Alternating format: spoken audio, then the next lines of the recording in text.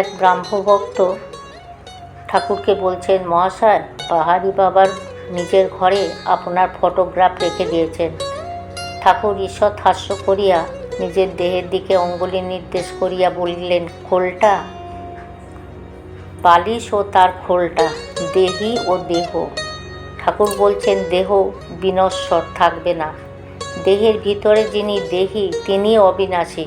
অতএব দেহের ফটোগ্রাফ নিয়ে কি হবে? দেহ অনিত্য জিনিস, এর আদর করে কি হবে? বরং যে ভগবান অন্তর্যামী মানুষের হৃদয়ের মধ্যে বিরাজ করছেন তাহারই পুজো করা উচিত।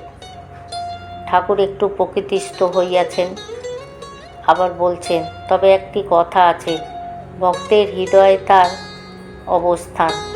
তিনি সর্বভূতে আছেন বটে, কিন্তু ভক্ত হৃদয়ে বিশেষ রূপে আছেন। যেমন কোনো জমিদার তার জমিদারি সকল স্থানেই থাকতে পারে, কিন্তু তিনি তার অমুক বৈঠকখানায় প্রায়ই থাকেন।